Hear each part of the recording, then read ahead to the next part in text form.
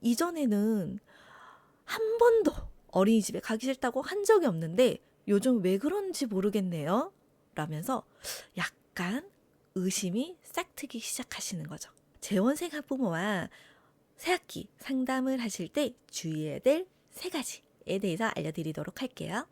3월 전에 제가 키즈노트 예시도 연령별로 저희 선생님들한테 좀 여쭤봐가지고 가지고 오도록 할게요.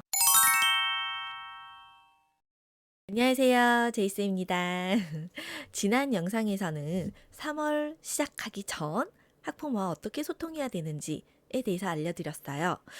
신입생편으로 만들긴 했지만 재원생 학부모와도 소통하실 때 참고하시면 좋을 것 같고요. 이번 영상을 재원생이라고 해서 따로 만든 이유는 신입생과 재원생은 조금 차이가 있는 것 같아요. 선생님들이 신입생은 우리 원에 처음 왔기 때문에, 그리고 이 아이를 잘 모르기 때문에 학부모와 소통을 잘 하시고 적응 기간도 충분히 기다려 주시면서 잘해 주시는데, 의외로 재원생 친구가 적응을 못하고 학부모와 계속 삐그덕거리거나 또는 학부모가 퇴소하시는 경우들이 생기더라고요. 왜 그럴까요? 그래서 선생님들께 재원생 학부모와 어떻게 소통을 하셔야 되는지에 대해서도 팁을 알려드리려고 이번 영상을 제작하게 되었고요. 또 선생님들 다음 영상에는 제가 연령별로 만 0세, 만 1세, 만 2세, 만 3세, 만 4, 5세 이런 식으로 연령별로 세부적인 팁도 알려드리려고 해요. 선생님들이 궁금하신 내용을 이 영상 밑에 댓글로 많이 남겨주신다면 그 세부적인 학부모 상담 팁에 대해서 알려드릴 때 제가 참고해서 선생님들께 답변을 해드릴 수 있을 것 같아요. 자, 먼저 신입생과 재원생 어떻게 다른가요? 신입생은 우리 원의 처음인 아이. 학부모도 처음, 아이도 처음. 처음이죠. 그렇기 때문에 선생님들께서 정말 잘하고 계세요. 잘하고 계시는데 재원생이라고 하면 우리 원을 다녔던 친구, 그리고 우리 원에 전년도 담임 교사가 있는 경우예요. 그렇기 때문에 이 아이는 나는 충분히 이 아이를 보아왔고 이 아이를 안다고 생각을 하세요. 그리고 이 아이 학부모도 제가 몇 번 뵌 적이 있어요. 이 학부모는 우리 원을 다녔기 때문에 시스템도 우리 원의 시스템을 아주 잘 알고 계세요. 그래서 굳이 내가 설명하지 않고 넘어가는 부분들이 아주 많다는 거죠.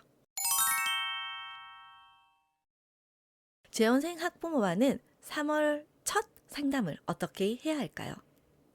신입생 같은 경우에는 제가 이제 내용을 이런 것들을 해주면 좋을 것 같아요 라고 했지만, 재원생 같은 경우는 엄마가 우리 원의 시스템도 알고 있고 우리 원을 충분히 적응을 했기 때문에 너무 많은 질문을 하지 않으시는 게 좋아요.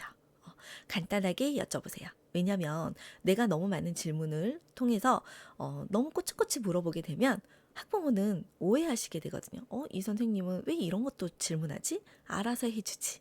학부모 성향에 따라서 많이 다르긴 할 거예요. 그런데 학부모는 어린이집에 보내실 때 이미 적응 기간을 다 끝낸 후에는 선생님이 알아서 해주시길 바라는 부분들도 많더라고요. 그렇기 때문에 선생님들이 알아서 해주시되, 어머니께서 바라시는 점들이 있으실까요? 라고 여쭤보시면 학부모는 대부분 이렇게 이야기를 하세요.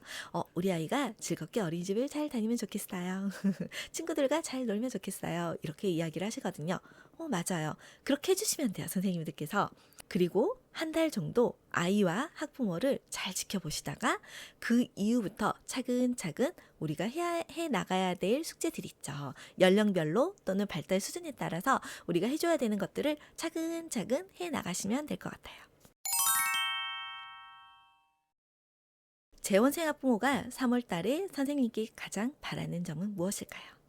조금 전에 이야기했듯이 학부모는 이 아이가 어린이집을 정말 재미있게 잘 다니면 돼요. 그런데 문제가 있어요. 선생님도 낯설고 환경도 낯설고 아이의 성향에 따라서 잘 적응하는 친구들이 있는가 반면 조금 낯설어서 힘들어하는 친구들도 있어요. 3월에 어린이집을 가기 싫다라고 말을 하거나 가기 싫어하고 울고 오는 친구들이 있단 말이에요. 그랬을 경우 학부모는 이렇게 말씀하시죠. 이전에는 한 번도 어린이집에 가기 싫다고 한 적이 없는데 요즘 왜 그런지 모르겠네요.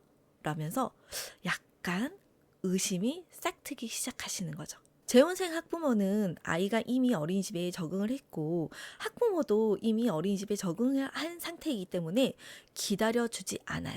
그리고 왜 그러는지 이야기를 선생님을 통해서 듣고 싶어 하는데 선생님이 이 내용을 간과하고 지나가시거나 내가 봤을 때는 아이가 너무너무 잘 오는데 엄마는 왜 저런 말을 하지? 라고 그냥 너무 가볍게 여기시는 경우들이 있더라고요. 절대 그러시면 안 되고요. 재혼상 같은 경우에는 어디서부터 어떻게 등원 거부가 시작됐는지 내가 봤을 때는 너무너무 잘 오는데 엄마가 왜 이 이야기를 하시는지 집에서는 어떤 모습인지 한 번 더 정확하게 짚고 넘어가셔야 되고 그 이유를 꼭 찾으셔야 돼요. 만약에 이런 이야기를 들었다면 전혀 어린이집에서는 문제가 없다 생각하시면 선생님들께서는 어린이집의 하루 일과를 아주 세부적으로 아주 세세하게 학부모에게 전달을 해주시는 게 좋아요. 한 일주일 정도 그렇게 전달을 해주시고 아이가 즐겁게 등원할 수 있도록 도와주신다면 아이들도 조금 더 이렇게 즐겁게 올 수 있을 텐데 가정의 이유가 있는 경우들이 있어요. 근데 제 생각이에요. 제 생각에는 아이들이 등원 거부하는 이유는 정말로 가정에서 특히 아침 등원 시간대에 문제가 있는 경우들이 너무너무 많아요. 그런데 학부모는 그 부분을 인지하지 못하시고 이 이유 때문에 어린이집을 가기 싫어한다고? 라고 생각을 연결을 못 하시거든요. 이 내용은 이전 영상 제가 등원 거부에 대해서 올려드린 영상이 있어요. 이거는 이제 이 내용은 미디어 노출로 인해서 등원 거부를 하는 아이들이지만 이제 뭐 다른 이유들 같은 경우도 조금씩 들어 있으니까 한번 참고해 보시고요. 등원을 거부하는 이유는 미디어 노출뿐만 아니라 아이가 장난감을 너무너무 재밌게 놀고 있었는데 가자고 했을 경우 또는 엄마가 이제 꼬시는 거죠. 얘가 나가기 싫어하거나 옷을 안 입으려고 하니까 우리 슈퍼 갈까? 놀이터 갈까? 우리 어디 가서 조금 이렇게 놀까? 이렇게 꼬셔가지고 왔는데 어린이집인 거야.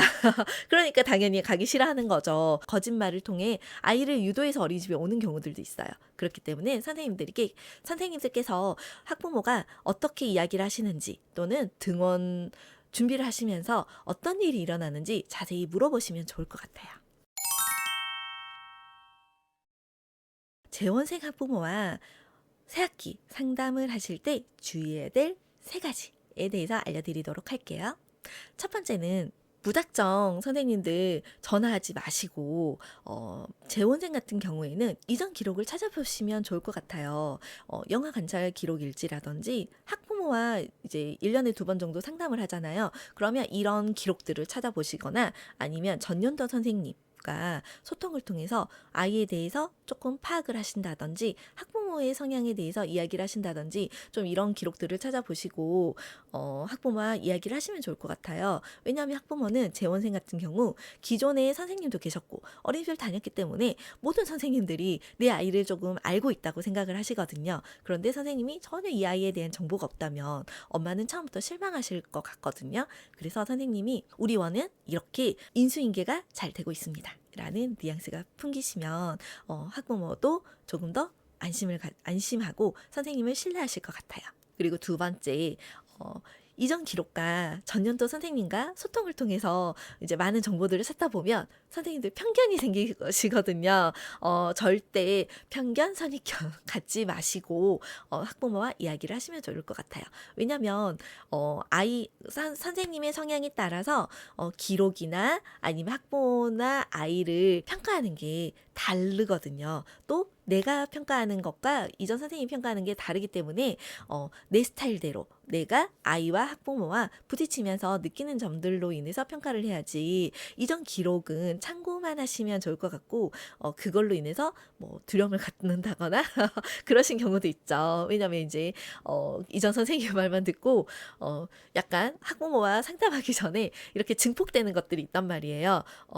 이 엄마는 조금 까다로워 이런 말 한마디만 들으면 이 엄마는 까다롭다는데 어떻게 내가 앞으로 이제 1년간 해야 되지 이런 두려움도 갖게 되실 수도 있어요. 그런데 선생님 절대 두려움을 갖지 마시고 내가 직접 부딪히다 보면 의외로 전년도 선생님은 까다롭다고 했는데 나는 이 학부모랑 너무너무 잘 맞는 거예요. 내 성격이랑 너무 잘 맞아. 뭐 이런 경우들도 있거든요. 그렇기 때문에 나와 소통이 잘 되는 학부모 유형이 있는 거고 전년도 선생님이 잘 소통이 되는 학부모 유형이 있기 때문에 참고만 하시면 좋을 것 같아요. 단 우리가 참고를 하는 이유는 실수를 하지 않으려고. 또 학부모와 신뢰를 쌓으려면 조금 정보가 있으면 좋잖아요. 그래서 그런 정보용으로만 사용하시지 절대 편견, 선입견 갖지 마시고 무서워하지 말라는 이야기예요, 선생님. 그리고 이제 세 번째, 말을 아끼시라는 거예요. 왜냐하면 내가 정보도 파악했고 학부모와 이제 이야기할 거리도 많은데 선생님이 이야기를 많이 하다 보면 실수를 하게 되는 경우들이 생기거든요. 왜냐하면 이 학부모에 대해서 파악을 하지 못했어요. 아이도 아직 파악을 하지 못했는데 말을 많이 하게 되면 아무래도 제가 알지 못하는 부분까지 넘어가더라고요. 그래서 학부모의 의견과 학부모가 바라는 점들을 여쭤보시고 선생님은 말을 좀 아끼시면서 학부모와 소통을 하시면 좋을 것 같아요. 지금까지 3월에 선생님들께서 하셔야 될 학부모 소통 팁에 대해서 알려드렸고요. 다음번엔 연령별로 세부적으로 알려드릴 생각이니까 조금 전 말씀드린 대로 댓글로 남겨주시면 제가 그 부분을 함께 참고해서 다음 영상을 만들어 보도록 하겠습니다. 선생님들 제이쌤 구독, 좋아요, 알람 설정 아시죠?